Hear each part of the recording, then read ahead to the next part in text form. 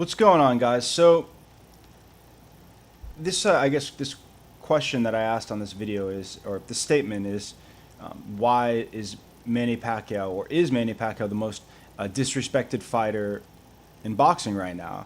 And I'm specifically referring to where he is now, and historically where he should be. Revisionist historians like to shit on Pacquiao. A lot of boxing fans like to shit on Pacquiao. They feel somehow vindicated that he lost to Floyd Mayweather. And now, I'm not going to make this video from the aspect, because I never understood the whole Pactard Mayweather thing.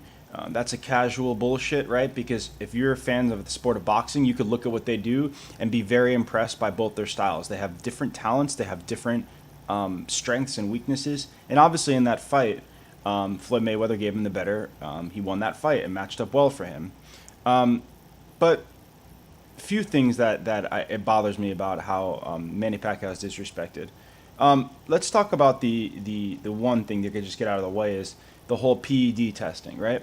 There's been not really any evidence that Manny Pacquiao has done any type of PEDs. He's as guilty as Earl Spence, Anthony Joshua. Those two guys are as guilty as Manny Pacquiao. In other words, people have assumed that they may be on something, but they've never tested positive.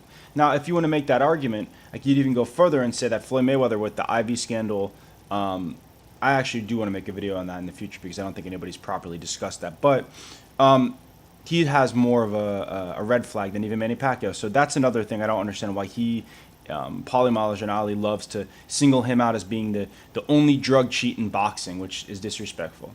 No. Secondly, right? I guess where recently or the fight in itself, right? So the Jeff Horn fight. Now I'm consistent, and I said that if Floyd Mayweather fought Andre Berto and it was on CBS because that was the rumors before the fight happened, that I was okay with it because he wanted his farewell fight or just the fight after that. Of course, it's not his farewell fight now; he's an exhibition fighter, but he wanted his farewell fight.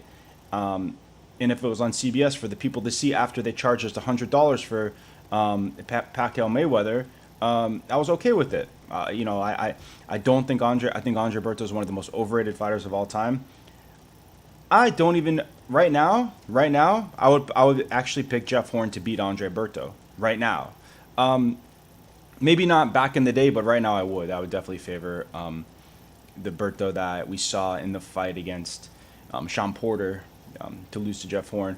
I know Jeff Horn's out of obscurity because he fights in Australia. But to be fair, I mean, Andre Berto just has a name. He doesn't really have any wins of notoriety, other than having a competitive fight back in the day against Victor Ortiz, another guy who is known to be not at the upper level of the welterweight division. But having said that, this fight's on ESPN. At first it was a joke because we didn't know who Jeff Horn was, but I mean, he's the first out of the two guys to be on a national television. Now, having said that, right, Jeff Horn's on a great fight. And I thought Jesse Vargas wasn't a great fight because I didn't think Jesse Vargas was in the same league, right? But Jesse Vargas, to a lot of people, is a good fighter, and he was in cruise control to easily beat Jesse Vargas as far as in that fight, right? And then in the third Tim Bradley fight, which a lot of people didn't feel like it was necessary, I thought it was a decent fight as far as just being a boxing fan. It wasn't sexy because they already fought twice, but Manny Pacquiao showed that he's, even at his age, he maybe has lost an explosive step, that he's much more patient with his attacking. And he destroyed Tim Bradley in that fight. He won with relative ease. So this is how Manny Pacquiao's looked since the Floyd Mayweather loss, right? Now, there's been a few, everybody could be a revisionist historian and look at Manny Pacquiao's resume. Obviously, the few fights that stick out are, that are looking bad from his perspective would be Brandon Rios, right? And Brandon Rios, that was his fight that he came off after getting knocked out against Marquez, right?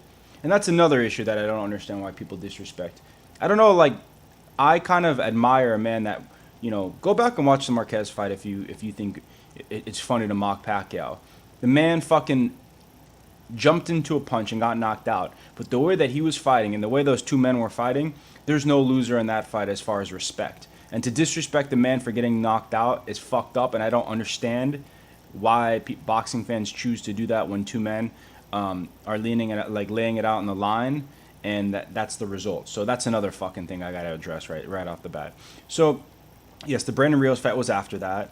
Brandon Rios of the time was a decent opponent. I don't think on the same level. And then the Chris Algieri fight. Now, the Chris Algieri fight, to have the context, is that they probably were trying to set up, or they were trying to set up a fight against Ruslan Provodnikov. And Ruslan Provodnikov lost that fight because Chris Algieri got up from getting knocked down in the second round and having a really busted eye, and won that fight admirably. So he earned himself a Pacquiao fight, deserved or not. Now, having said that, these are none of these fights are Manny Pacquiao's fault. The fact that he wasn't able to make fights on the other side of the aisle. They offered Danny Garcia money for that fight. He rejected it. They even offered, and this isn't the same thing, I'm pretty sure Manny Pacquiao, or at least they tried to get a fight with Terrence Crawford.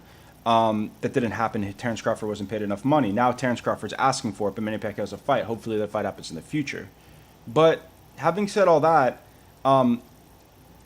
it's really disrespectful to go through his resume with a fine-tooth comb and assume that this and that and this and that, because you could do the same thing with any boxer. You could do the same thing with Floyd Mayweather. You could do the same thing with Muhammad Ali. You could do the same thing with Sugar Ray Leonard. You could do the same thing with any boxer. But the fact is that at 39 years old, right? Let me make sure. Actually, that's his age. He's either 39 or 38. It's irrelevant. So either at 38 or 39 years old, right? Pacquiao is still has an argument for being the best welterweight on earth, right? This fight's on ESPN. Hopefully he does well for boxing, because this could only help the sport.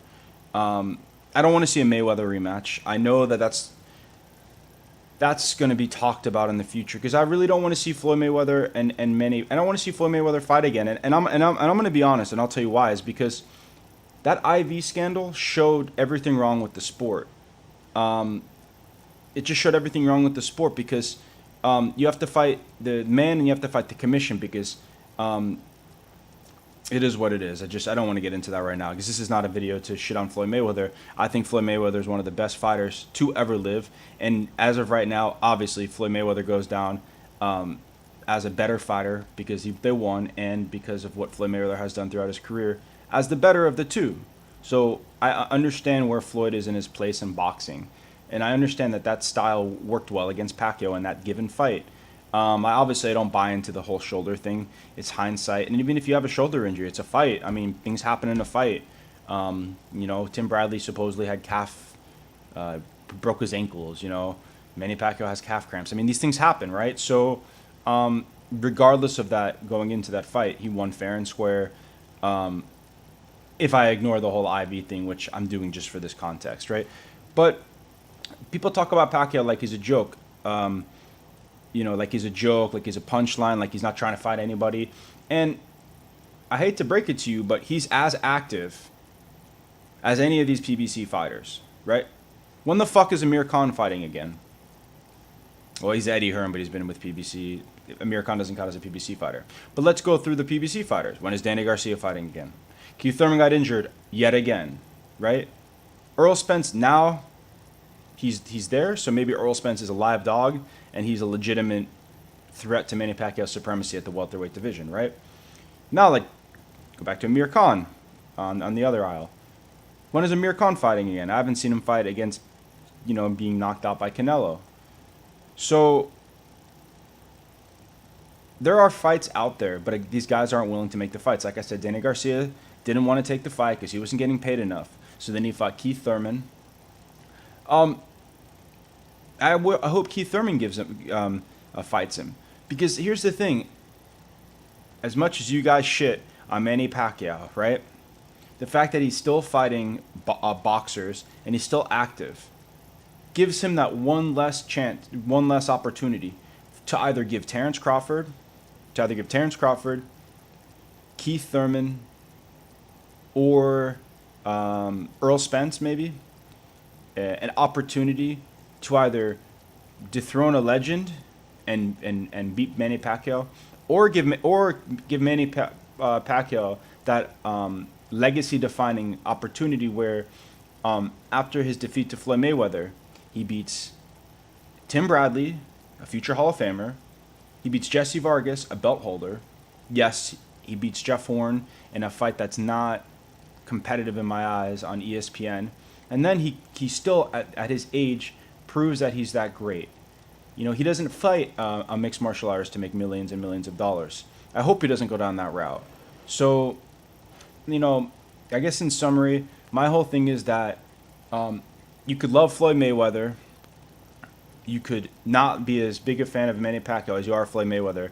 But to disrespect him and to not at least acknowledge that he still is one of the best fighters on earth, especially at the welterweight division, to not acknowledge the fact that he's a legend, that he did things that no fighter has ever done, and also everybody loves to hear a story, this and that and this and that. I think Manny Pacquiao's story is pretty fucking good. The fact that he came over from the Philippines that was going through a civil war, I think it was like in the early 90s is when he came over. When he was a kid, I don't know exactly when, but he came over in the 90s, but 2000, I'm sorry. So learned English, right? Learned English, dealt with some issues, overcame those issues, and seems to be doing like proper charity work and proper work for his people in the Philippines. And now I know he's connected to Duterte, but that's besides the point. But anyways, I just hope that you guys, you know, give him the proper respect and due, because we all talk about all the time. We talk about all the time that fighters need to be respected and given the proper due diligence for where they were as boxers in a boxing career. And I think Manny Pacquiao falls in that category, which he needs to be respected. Thank you guys for listening to this video. Please like, share, and subscribe, as well as comment on this video, as well as my other videos. Thank you guys.